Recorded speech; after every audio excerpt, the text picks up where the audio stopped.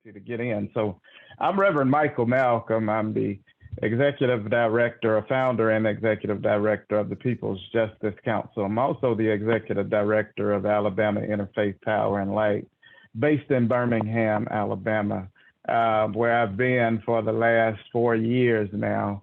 And I tell anybody that my way of settling in Alabama has been by way of a pandemic.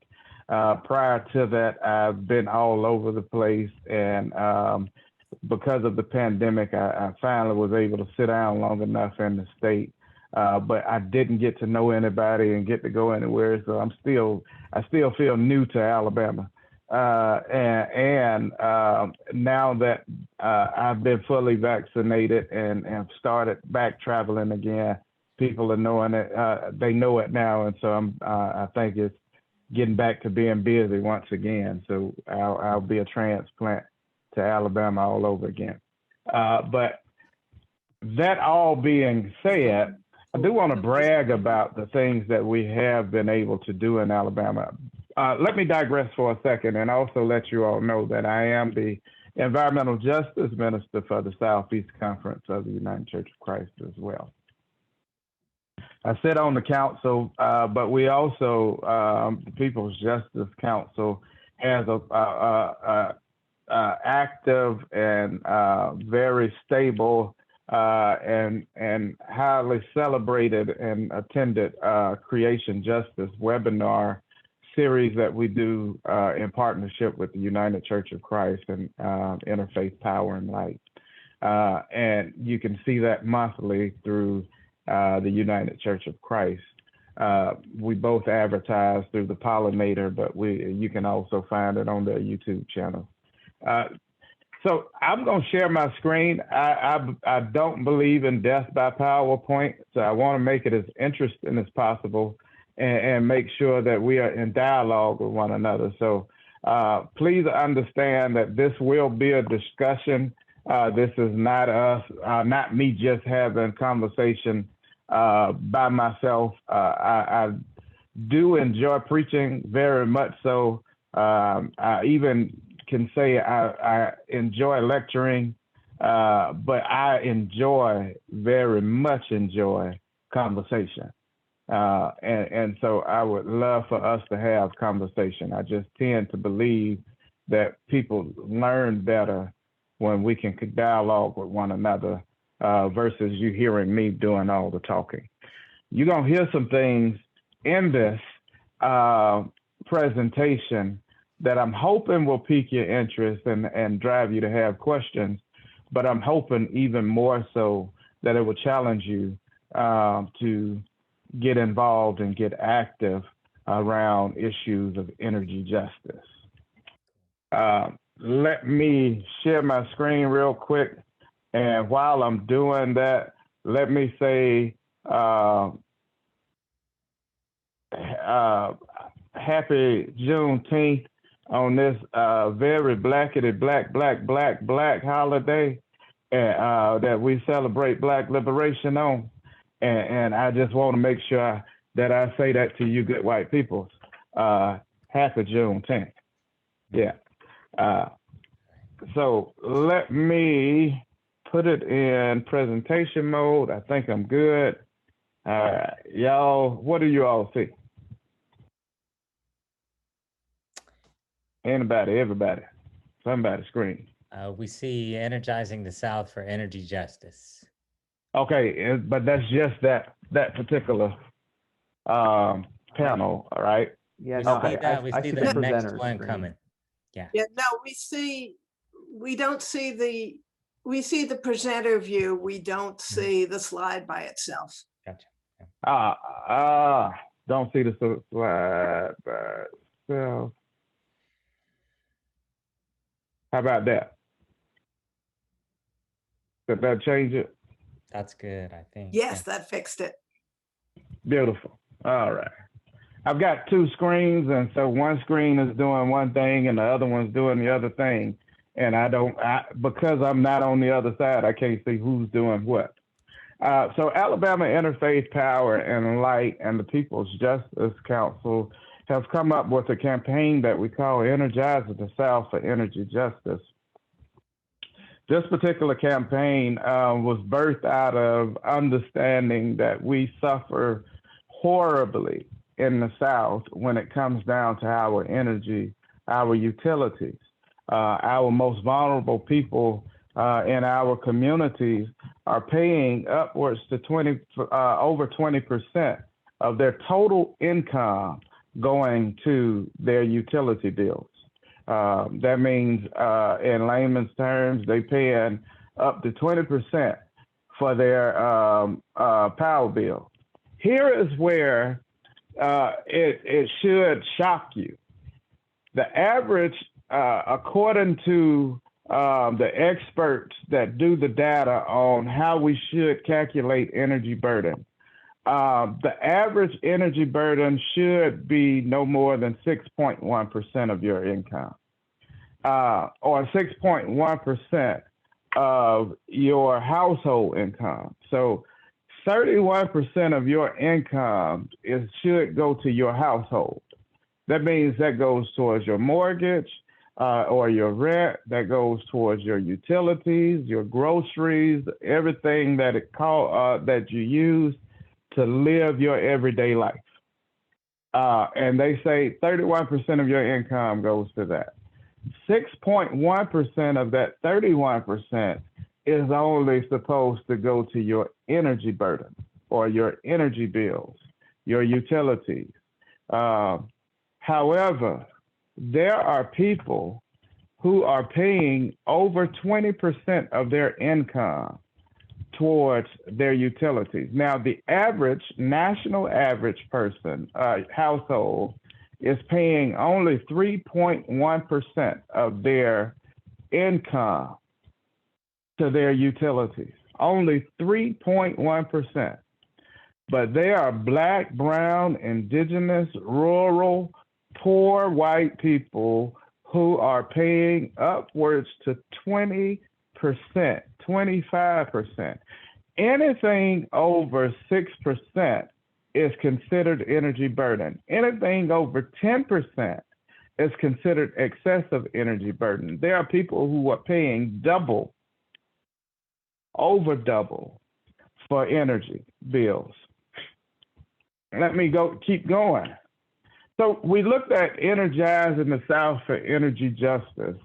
And the way that we came up with our premise for energizing the South for energy justice came out of John 6, 1 through 15. Now, I know you all a bunch of preachers and churchgoers, so I dare not trivialize you or insult you by reading this verse, because I know you've read it a whole bunch of times yourself.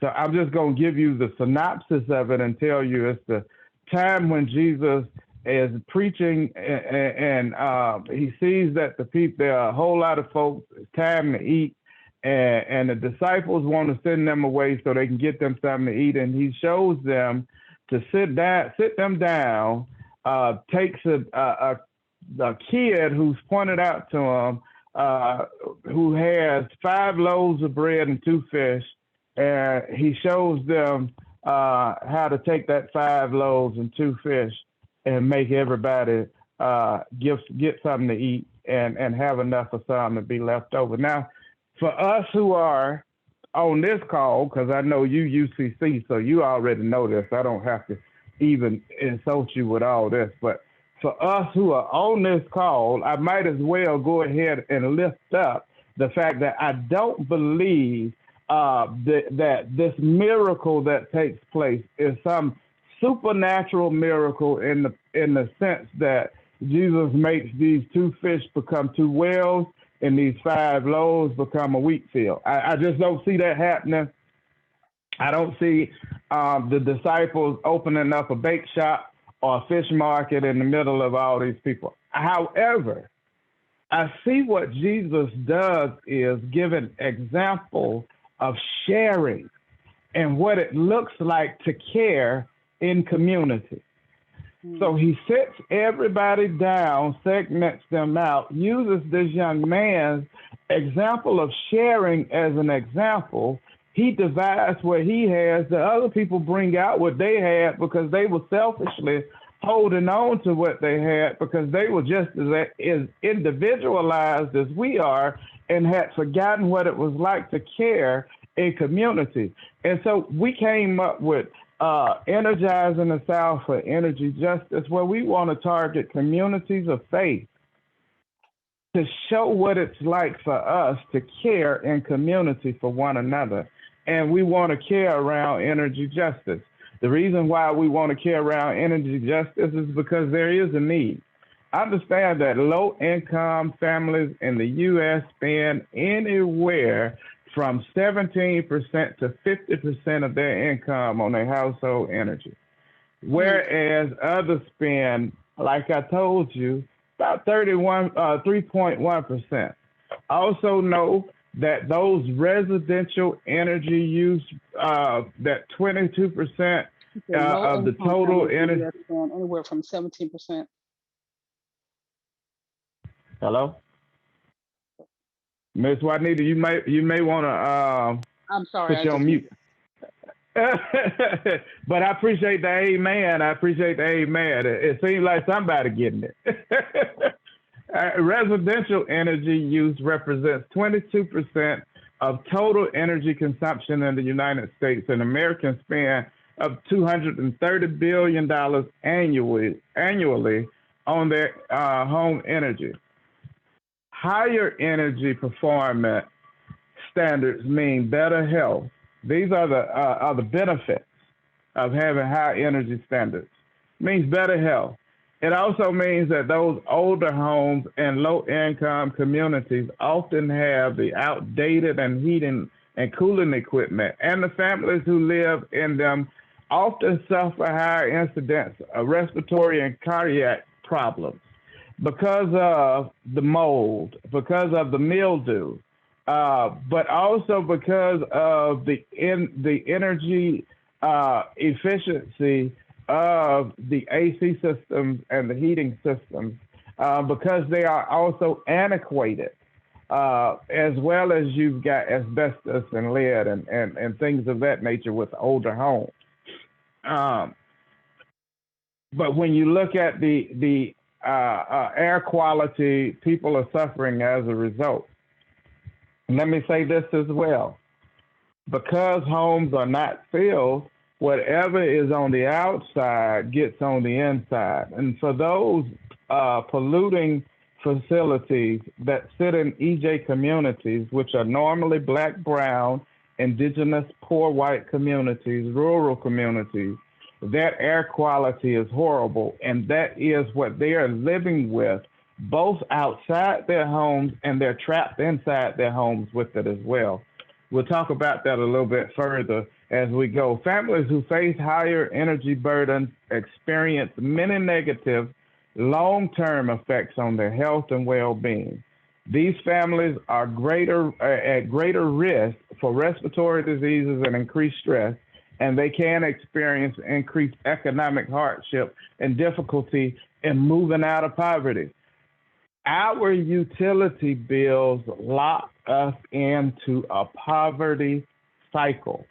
I'm going to say that again because I need you to really grab hold to that.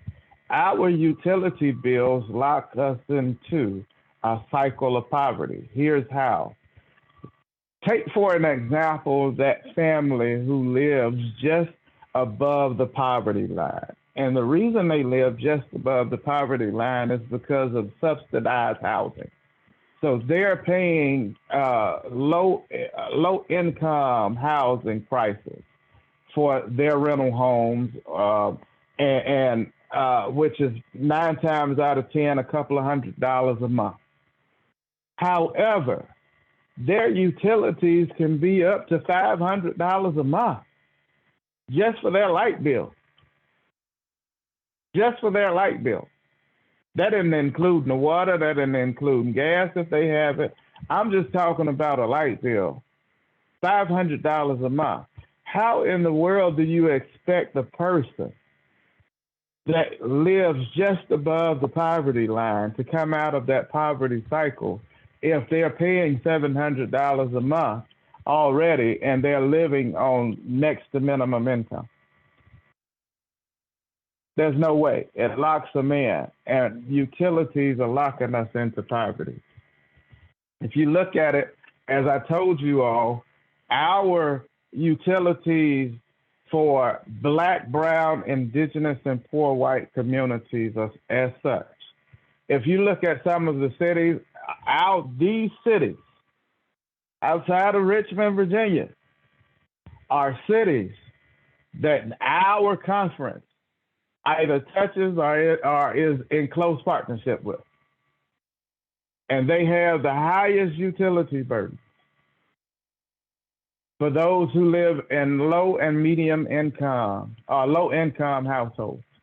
Excuse me, not low and medium, but low income households. And in Birmingham, which I live, we've got one of the highest in the city. And this is over the national average, or the excessive energy burden average. The average home contributes to 3 times the greenhouse gases of the average car. The average home can reduce its energy usage by 20 to 40% with a low income, a low cost home energy projects. So with the PJC, we came up with Energizing the South for Energy Justice. And with Energizing the South for Energy Justice, we've had an opportunity to do a few things. We wanted to raise the awareness of energy burdens and energy injustice in the South.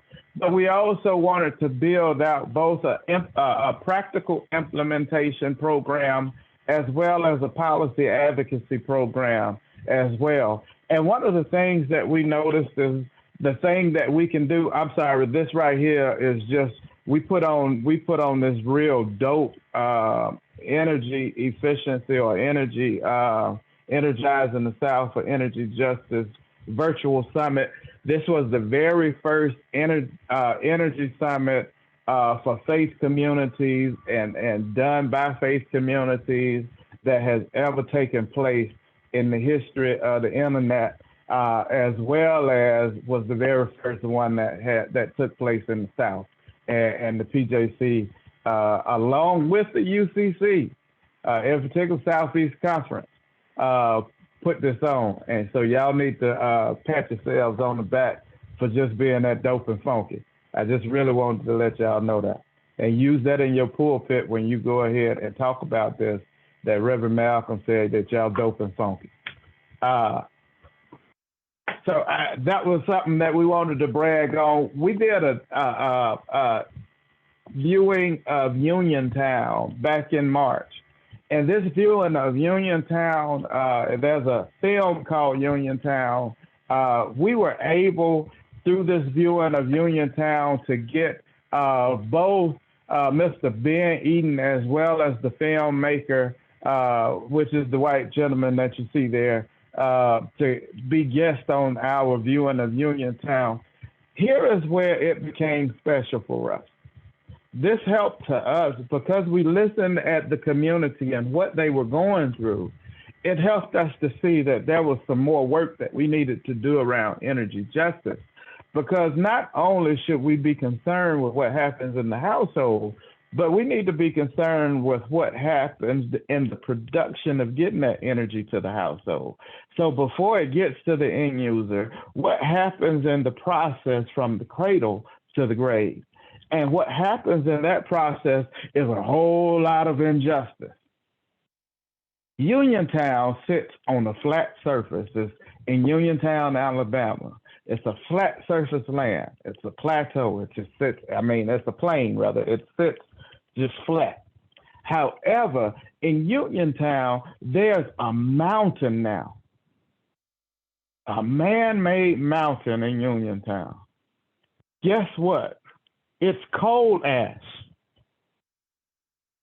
Coal ash is a toxic substance.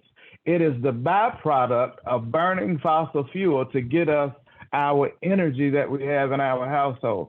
And this Black community, this rural community, who is already one of the most impoverished communities in the state of Alabama, now has to suffer behind the coal ash that's been dumped on this community without their asking, without their approval. Matter of fact, they still fighting to get it removed. And guess what? It didn't even come from the state of Alabama. It came from another state, but they're having to carry the burden. Environmental justice is about those who do the least harm but suffer the most. This is an environmental injustice.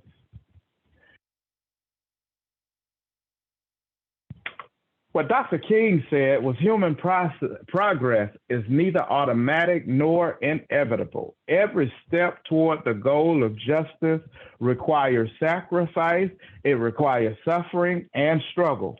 The tireless exertions and passionate concern of dedicated individuals.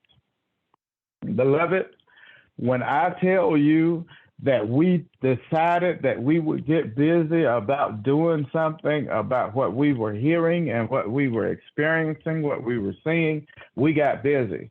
And because this gentleman that you see right there, who is one of my partners in care, Kyle Kreider, who's our program and policy director, Kyle is a GIS mapping expert. He actually teaches this for Montevallo State University, as well as he does this in his own private practices and helps us out a tremendous deal with showing us this. Kyle and I started looking at GIS mapping. We put out a video that we put on our YouTube channel. When you get a chance, those who are listening on a recording, as well as those who are listening at me live, look up the People's Justice Council's YouTube channel and check out some of our content. We've got this GIS mapping where we started looking at energy burden in the South. And we started mapping energy justice, but not only did we map energy justice, we're now looking at communities of faith that sit in these energy burden areas so that we can directly target them for both practical implementation as well as policy advocacy. I'm gonna keep saying that. Energize in the South is all about coming up with practical implementation programs that we can do as communities of faith and building out advocacy teams that we can advocate for us to relieve energy burden on, in particular, our most vulnerable amongst us. Here is why we want to make sure that we do that. Not only are we looking at saving people or saving community, but we also want to help to heal and save our cosmos or save our planet. The worst polluters in our country sit right here in Alabama. Plant Miller has at any day 19 tons of pollution that is transmitted. And Plant Miller is a fossil fuel burning plant that provides power. Plant Miller is one of the worst, or is the worst.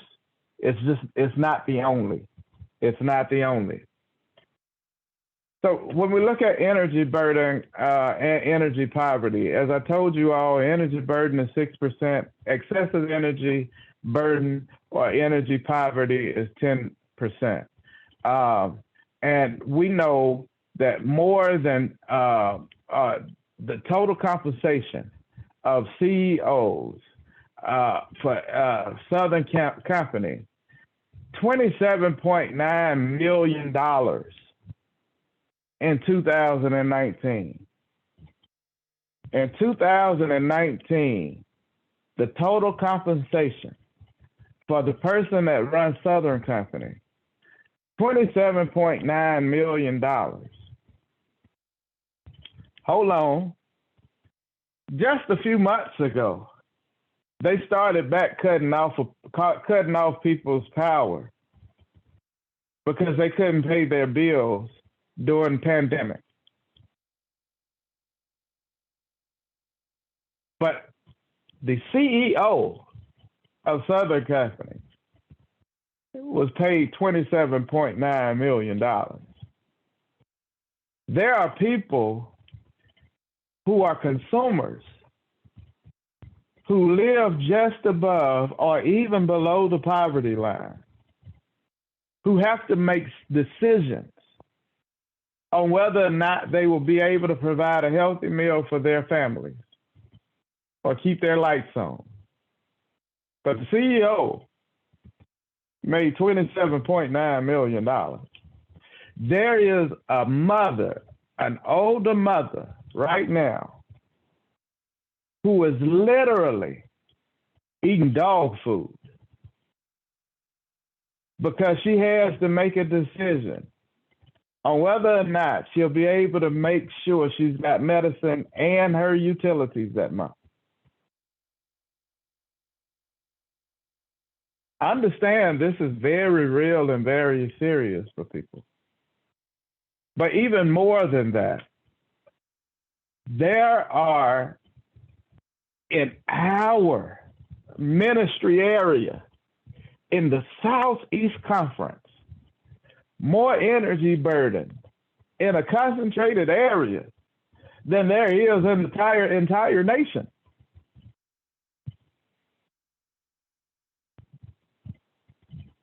Our silence concerning this is sinful.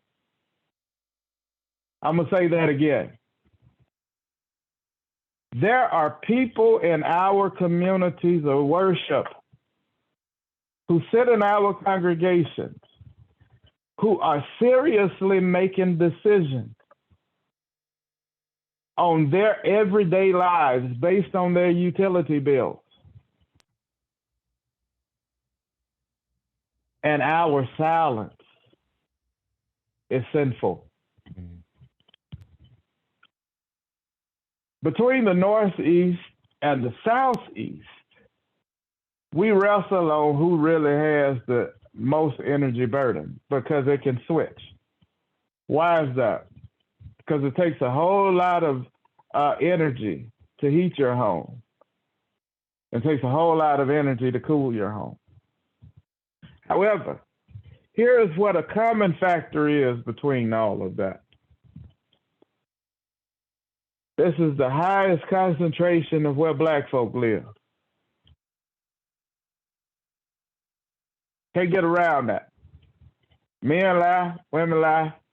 This data ain't lying. Not only do we need to look at energy poverty because this does hinder or oppress people, but we also need to look at energy poverty from the aspect of what it's doing to the planet. If you look at this map, you also see not only is our energy burden in the highest in a concentrated area, but we do the most harm in a concentrated area when it comes down to our emissions. Why is that? Why is it that we have the highest energy burden, and why is it that we do the most harm in a concentrated area? It's because we have some of the older homes. And as a result of these older homes, you got a whole lot of leaks. Here's the problem. We don't have energy efficiency programs that also includes renters. We've got some, which are also inefficient, that helps owners, but you don't have any or many that includes renters. When you've got a collective of people, which is Black folk, who've lost over 90% of their land over time, then you know who makes up your bulk of your renters. They can't get the help. If we did have energy efficiency, our numbers wouldn't look like this. If you look down at the bottom of your screen where you see New Orleans, Louisiana, Mississippi, Alabama, Georgia, South Carolina, those places where we are Southeast Conference are, we are the worst when it comes down to energy efficiency. We rank between 41 and 51%. The worst when it comes down to energy efficiency. And we've got some of the older homes in the country as well. Here is why we rank the worst. We rank the worst because our utility companies, our public utility companies are the worst. Between 21 and 52% on energy efficiency on the scorecard. They are some of the worst when it comes down to energy efficiency. In the state of Alabama, we have no real energy efficiency programs.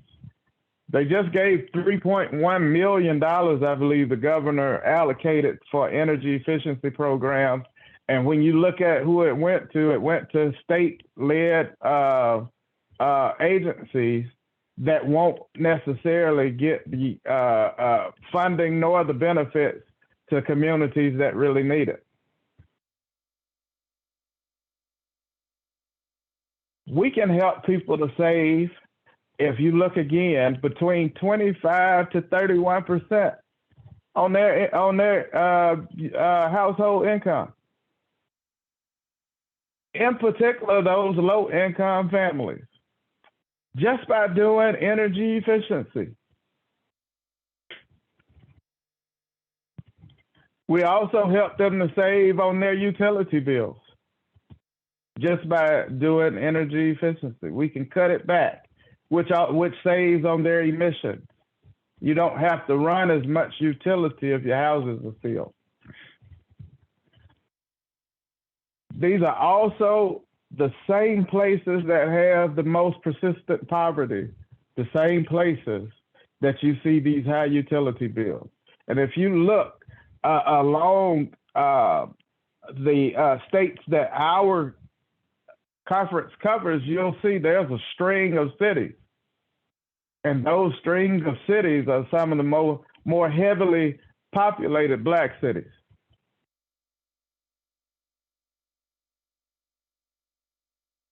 So when we talk about energy efficiency, when we talk about green investment or green infrastructure, green improvement, we're looking at energy efficiency. And one thing we have to say, is it energy efficient? Is it durable? Low embedded energy? Is it recyclable? Is it readily renewable or readily renewable resource? These are things that we have to find out if it's healthy and non-toxic. So we are very determinant if it's not just a way of saving money, but does it do the least harm in the long run as well? Because if we be honest, oil is cheaper. Oil is a cheap product that you can stretch for a long way. However, oil is harmful.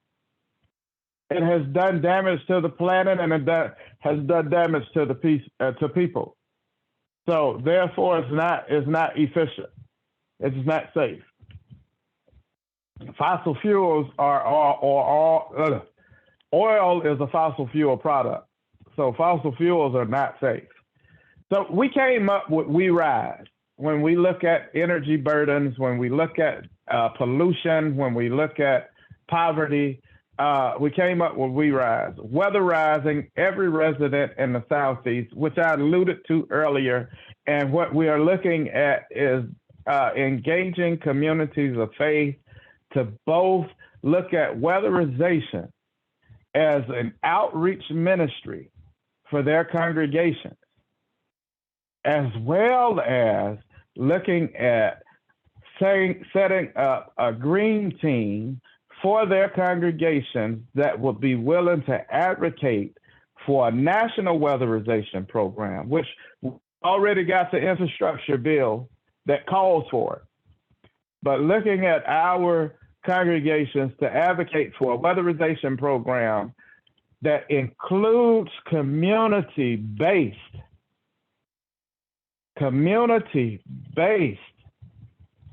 advocates that will help to make sure that the community gets the funding, the community gets the benefit. The best thing that we could do as congregations, as communities of faith, is be those community advocates, to be that hub, to make sure that that happens. If we did energy efficiency, we'll find out, if we studied it, we find out that many of our leaks come from these places. If you look, our highest leaks come from our duct leakage. It also comes from infiltration. But you also have your walls, your windows, your ceiling. In other words, your house is a leaking mess. And what we need to do and what we can help with as communities of faith is going in and help sealing homes. We are right now working with my church that I'm a part of, my Birmingham congregation, Beloved Community Church. And what we've asked them to do is identify 3 households that we can work with them on to do energy efficiency. We wrestled with what that model would look like. And what we came up with was helping to help type of model, or paying it forward type of model. And what we want to do is we want to have a team of 4. The first team that'll go in will consist of a trainer, but we're also looking at 4 people that we can train, including the household members, that we can train to do this energy efficiency, and they work together to do it. Now, the household that received the benefit of this energy efficiency or this home sealing will also then go to the next home and help that household to do energy efficiency, along with 2 people that they select. So the household that received that is now training the other household to do it. They pay it forward to do it to someone, do it for the next household that's identified. What we've asked them to select 3. Of course, listen, I'm UCC, I'm Christian, so 3 Trinity, I had to go there. So I went there with it. But also in that, doing 3, we're hoping that 3 will branch out and the community would take that on, and the church becomes that hub to ensure that happens. Can even look at setting up a jobs program from that and build out a jobs program from that can help some of our low at-risk youth and some of our more vulnerable populations to increase wealth in their own community. One of the things that happens, and the reason why I'm so against state agency ran programs, is because oftentimes the people that bid on these programs don't come from the community, and win the bids on these programs don't come from the communities that are receiving the benefit of these programs. And so the wealth escapes the community. All they received is a sealed home, and which is fine for that household. But the whole community can't benefit from that sealed home.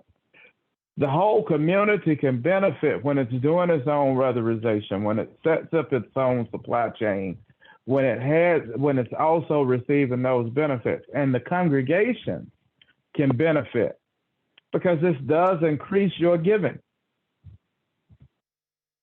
This does increase your giving. And if you set your model up correctly, you can actually build a program outside of your own church where you can apply for grants and you can apply for funding to keep this going on for your community. So it can happen, and it does happen. Right now, again, we're working with Beloved. However, We are in the process with working with Beloved. Let me stop sharing. Okay, in the process of working with Beloved, we're also reaching out to other congregations. Now, I will tell you that we're not just centering this on UCC congregations. We started with Beloved because Beloved is where I go to church, and I believe charity starts at home and spread abroad. But it also is a place that is open and ready to do justice. This is doing justice. This helps to answer or provide solutions for racial justice, economic justice, environmental justice, climate justice, as well as it helps to put congregations or communities of faith back into a place of being agency for care and change. And this is WERiSE. I wanted to present that. I know that I'm supposed to do this for like an hour and a half. You know, where in the world I can talk for an hour and a half and keep you all alert. So now I'm gonna stop talking because I feel like I've talked enough and answer questions. And let's see if we can't dialogue together for a minute. We've only got a few of us, so there's no need to do breakouts and all that. I just feel like we can all talk amongst one another. And most of y'all know me, so you know how I am. And so let's just have some real talk. Denise, that should be. It's me. Happy Juneteenth. Happy Juneteenth to you too. Isn't that great? But yeah, I'm a Yeah. member of Beloved, and we're really enthusiastic about this program that we're embarking on. And I think not only will it help the community, but those of us who participate, it'll help us too to fix up our homes and make our homes more efficient. Thank you. Do we have any other questions, remarks, comments, anything? I'm still thinking about this. I really hadn't thought of utility costs as a major thing keeping people in poverty, but I see how it is. Plus, you've got some very convincing statistics, and it's also something that's so easily addressed on a small scale basis, on a house by house basis. So it really is an interesting issue to get involved in, particularly for churches who have people with the necessary skills. But the program I went to this morning included a call for, let me see if I can find this. A congregation's task is to improve local quality of life. This is a perfect example of that. Absolutely. Absolutely. I don't really have a question, just to say that I'm impressed by this and going to think about it a lot more. I appreciate that, Ms. Pam. Thank you. Yeah. Hey, Reverend Michael. Really hey, appreciate. Hey, man. I got to hear you talk a little bit about your work for the specialized ministry thing, and looked it up and just got really excited about it. You talked about the mapping and talking to local churches, like you're able to actually isolate using that mapping on these areas. How have you been received with those churches? Is it varying from I mean, I don't want to get too much into the politics of church, but kind of what we're in. How have you been received as you've approached some of these local congregations? Because I like the idea of saying, hey, this is your community, this is your mission work. I think that would go across some of the stuff we run into sometimes as we try to reach out to other denominations. That seems like it's just a great way to make it local and meaningful. Yeah. Yeah. So, I mean, I've been received very well with this. I've not only been received locally, but nationally as well. So I've been able to take this program nationally as well as this message nationally. So yeah, it's been received well, and it's not just denominations as far as Christian denominations is Interfaith.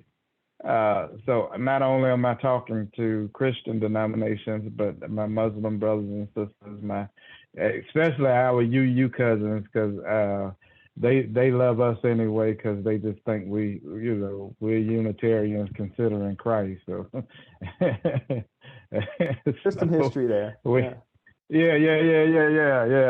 I love how this makes it local, though. I like the mapping and how that makes it local. I think that's such a great say. Hey, we've done the research. This is in your neighborhood. This is your community.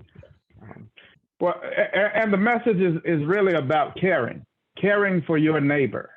It's not even. I don't even put it in the Christian context. I did that for you all. However, that's not how I approach my messages when I'm speaking outside of it. It's really about you loving your neighbor, and all of us in our faith communities have been taught to care for one another. How are you caring for your neighbor when your neighbor is suffering under the assault of utilities? And as Ms. Pam has pointed out, this is actually one of the best kept secrets to poverty when it comes down to it. And it's intentional. Understand it's intentional. There are no programs, utility programs or weatherization programs to seal houses by public utilities on purpose. You cut into their profit.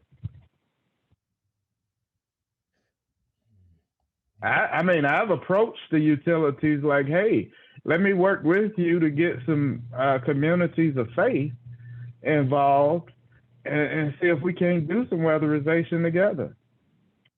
No. Yeah, and I guess that's always. They don't want to do that. I mean, these are public utilities because they deal with a public good, but are these private companies that bid for the money to then be a public utility, but it's really a private company that then bids for taxpayer dollars to then do these programs, correct? It's considered a public utility because it's publicly owned, meaning that you have shareholders. It's just like a corporation. You have shareholders and they're responsible to their shareholders. They're responsible, and the way that the structure is set up, their primary goal is to get more people to sign up for their utility. It's not to care for people. It's not to care for people. It's not to care for the planet. It's to get other people. The way that they make money is by expanding. That's why you have a 1,000,001 unnecessary expansion projects that people are doing. They are doing just so that they can get money. And here's the kicker with that, Ben. Even if they fail at the project, they still get paid. It's a public and we pay good. for it. I mean, it's a public good. We need it. It's not like a consumable thing where I can choose to say, hey, you know what? You're bad at this. I'm not going to use your services. It's at the organization I worked at, we had a speaker come, and it was a CEO of one of these energy things. And in the introduction, they talked about how successful he was and growing this. I'm like, I don't have a choice. Like I can't remember who it was. It's whoever Atlanta, it may have been Georgia Power, honestly. But and I'm going, I don't have, like, I have to pay for Georgia Power. Like they've got us where they want us. It felt this strange kind of like, look how you raise a business and a company. I'm like, he's not raising a business or company. He's not selling an item that he has to sell me on. He has energy. This should be a public thing that we have. It was very, very eye-opening. So this really touched me. Obviously, and I think it's such a great way to address issues of justice in a way that cuts through a lot of the political BS. You know, we live in such a divided time. This is just such an obvious. This is your neighborhood. This goes across so many lines. I really am excited about it. Watch out for that idea of choice, because part of the problem in Texas is they figured out a way to give people a choice of which utility company they use.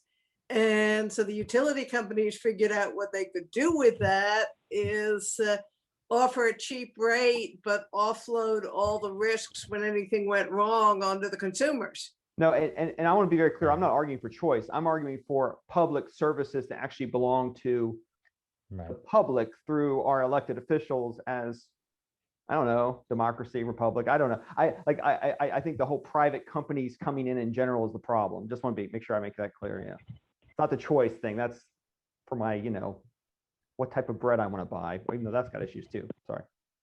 I've got a technical question because I vaguely have heard that at least in Alabama, you're disincentivized from putting solar panels on your house. Can you expand on that a little bit more?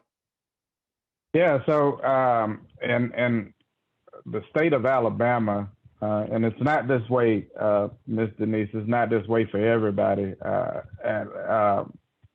Here's the kicker, it's not this way for Georgia, and Georgia shares Southern Company just like we do. But in Alabama, they actually charge you an additional tax, something like $5 a kilowatt for your energy per month, even if you don't use it. They call it a storage tax or a storage fee to say if you ever had to access the grid, we'd basically charging you to maintain the grid just in case you ever have to access it. In addition, if you do have to access it, they're going to charge you for that as well. So it's not that you're storing up funds, so just in case you have to access it. No, they just charging you to keep you from putting solar on your house. So it doesn't make sense financially for you to do the project. Instead of it paying you, you pay them. Now, that does lead me to something else, Mr. Denise, that I actually heard them do. I was there when they did it. We were in the rate hearing case for Alabama Power. Because Alabama Power doesn't reveal how they come up with their rates. They don't have to, according to the Public Service Commission. There was a suit that was going on that they were trying to get them to reveal how they came up with their rates. I heard this lady, she didn't say it explicitly, but this is what she basically said in her remarks. We charge what we want to, and there's nothing you can do about it. That's basically what she said in her remarks. In front of the Public Service Commission. The Public Service Commission are elected officials. Do you know what they did? They told us to be quiet because we were grunting and sucking our teeth behind that. They sided with the polluters and the profit-making industry. They didn't side with the people. And that's what happens with monopolies. So it's not about having choice, it's about having access, Ms. Pam. We want to be able to have access to our own energy. Allow for us to put solar on our buildings and on our homes and not be penalized for it. But we need advocates for that. But before we can put solar on our homes and our buildings, we first got to make sure that they're fit, because if you put solar on a leaky house, all you're doing is putting another way of doing the same thing that you've been doing, which is having high utility bills and creating a lot of emission. The first thing that you've got to do is seal that house up. It's also the cheapest thing that you can do. To grab some caulk, basically, go through your house and seal up all the cracks and stuff. They say it's between $600 and $1,200 per house to do it. And this is with someone doing it professionally. If we taught ourselves how to do it, and you taught your community how to do it, you'll cut down on a great deal of that, because you'll cut down on the labor cost. Y'all see what I'm saying? However, if you're trying to create a business, you can charge that, and you've got profit that you can pay people with. So you've got a couple of different ways depending on your community and the needs of your community. Either way it goes, for you as a congregation, you benefit. You benefit whether you create a business or you help that household to have more money, because if they've got more money, they'll give. They give, you can do more ministry. You create a business, you get more money, you can do more ministry.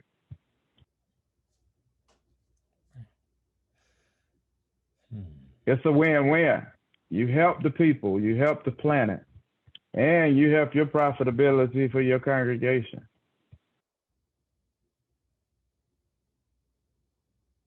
Any questions, comments, concerns?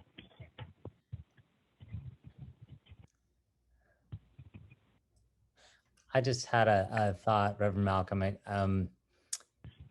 Some of the work we've been doing with our Charleston area justice ministry and part of the DART network nationally, trying to introduce more environmental justice.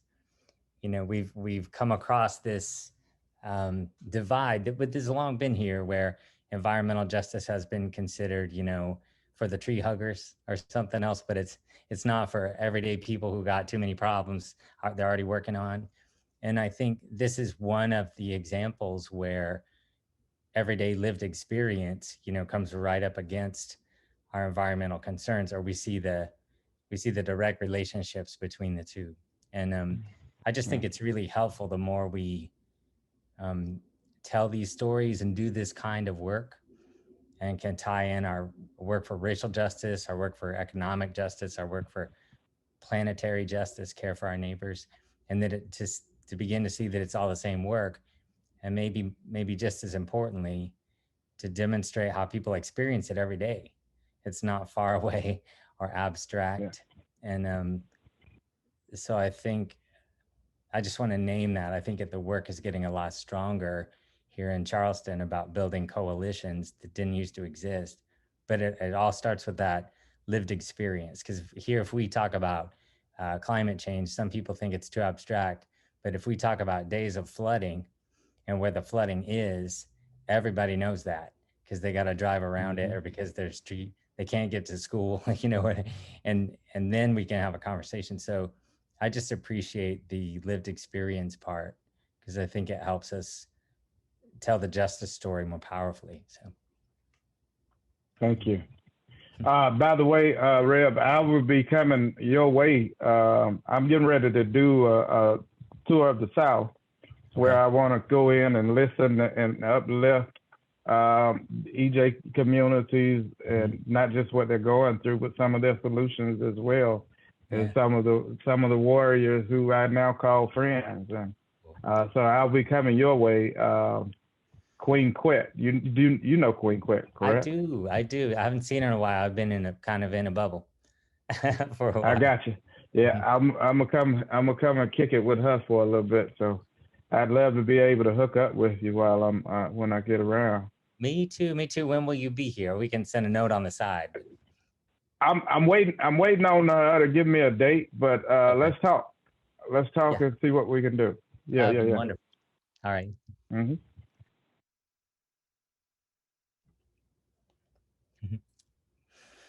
Michael, I'm curious about the energy efficient assessment.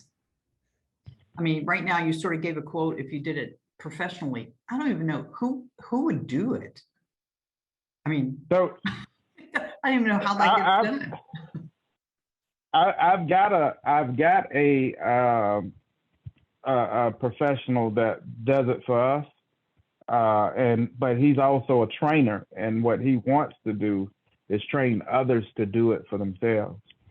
So if we had a congregation that wants to do it, and say they have a green team and they've got green team captains, we can have them come in and meet with him so he can show them how to do it. And then they'll know how to go in and do energy efficiency assessments. However, if you're a part of, or if there's a IPL, Interfaith Power and Light, in your state, 9 times out of 10, they know people that can do that. But anytime they do it, is the cost involved. Some of them have programs where they've got grants already to eat that cost, and some of us, we're still building that. I'm one that's still building out that grant program. So what we're doing basically out of our pockets to start, and hopefully we'll be able to get enough traction that others will join.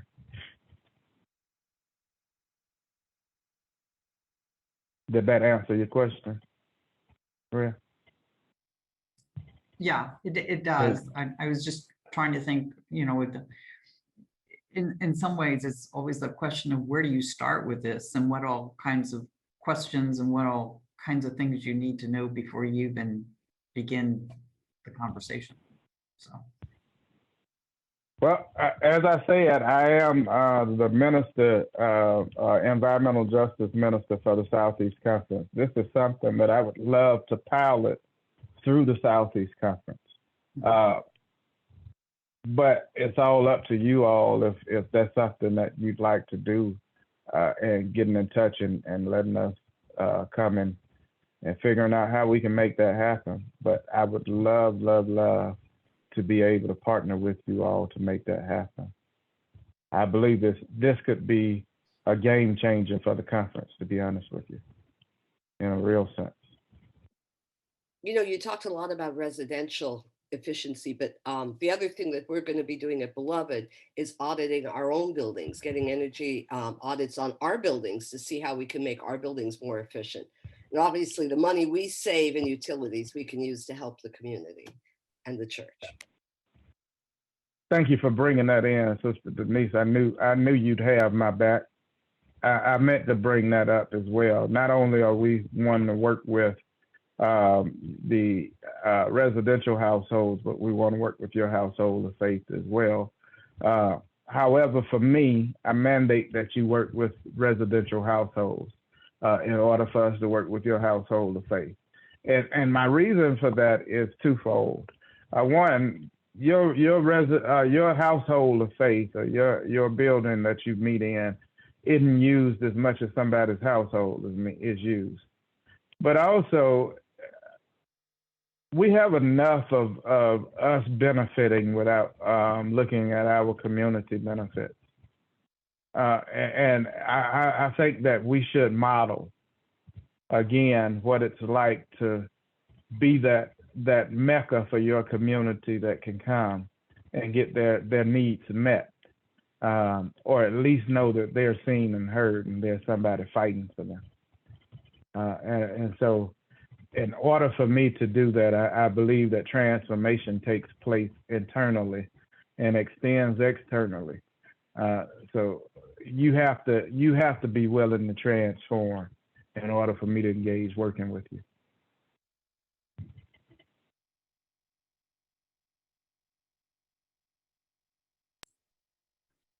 In many ways, it feels like we all need to do some homework, but I'm intrigued, and I have not looked at the mapping that has been done. And maybe that's part of where some of us begin in trying to identify the communities that really need to look at it more intently. And let me say about the mapping, Reb, we are in the process of this mapping. We've got some of it done, but we're still in the process of getting it done. Okay. So let me not tell you that it's a completed project, a product with the mapping. That mapping portion is an ongoing project. However, here's what we want to do with that mapping.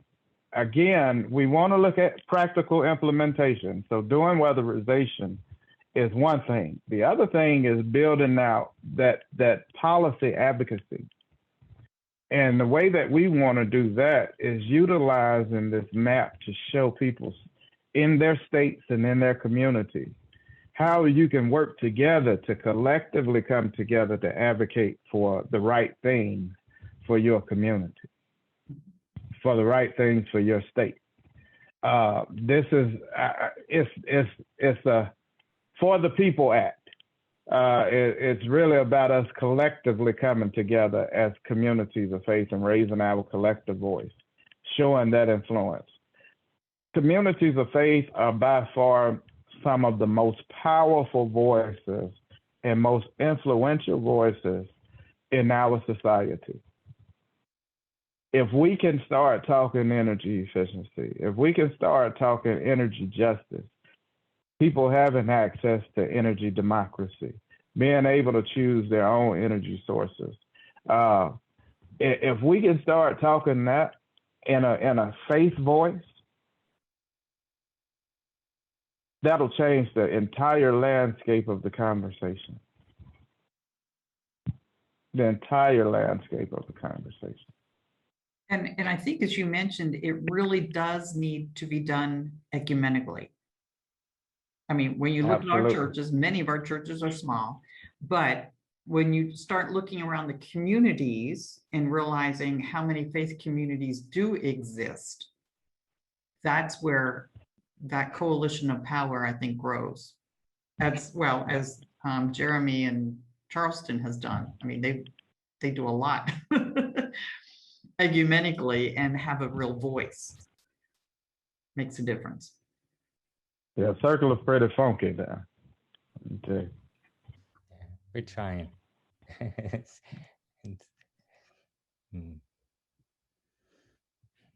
Well, listen, I don't believe in holding people if we've ran out of stuff to say. So I'm not going to sit back and try to hold you if you don't have anything else. I will turn it back over into Char's hand. Well, let me pause. Miss Juanita, I know you hadn't said much, and I wanted to make sure that I provided you space to say whatever it is that you would like to say. Yeah. And let me tell you, I like that onk on your right there now. Oh, yeah, okay, yeah. On my arm too. All right. I say. This has been very enlightening. Actually, my questions were asked by others, but by Ben and Denise. But I am so enlightened by this. I had no idea, and just seeing how this impacts us. Like I said, just it's an individual home, but just in the community and how it can be such a ministry out of our churches and building relationship within the communities that we serve. So I am just blown away and can't wait to take some information back and hopefully really get into some dialogue and maybe calling on you to help us with that dialogue. This is awesome. And definitely want to be able to serve our communities fully, holistically. This is a huge piece that I think has been missing considerably. So thank you. Thank you for bringing this, and thank you for sharing this. And I apologize for my interruption earlier. Your little jiggling on the phone there. I just thought you were saying amen. I was. If you start shouting, I'll start dancing. All right. Gotta come in. But thank you so much. This is great. Thank you. Rev, I will give it back over to you now. Well, and I think my job is to thank you very much. Yeah. I think you've given a lot to think about. And for me, I mean, there is a lot to think about, because in many ways it's complicated because it's got so many different layers, from utility companies and how they operate and all that kind of stuff. And figure out how do you challenge that? Can you challenge that? To individual homes, and while you're doing that, help individual homes and individual people change their income or things that are forced by utilities or old homes or whatever it is. It almost feels like needing to not piecemeal, but figuring out, okay, where the passionate, where are you going to work on it? But in many ways, just starting with our own communities, but realizing that there are interconnections a lot. So Michael, I want to thank you. I want to thank you for sharing your wisdom and experience. And we'll just see if those who are present and those who might want to watch the recording later. If there is energy, obviously you can go to Michael for some more input, and maybe there are ways that we can work collaboratively and make the connections together. So Thanks for all you do, Reverend Malcolm. Yeah, thank you so much. it is greatly, greatly appreciated. Yep. And so I would say blessings for the rest of your day. We will have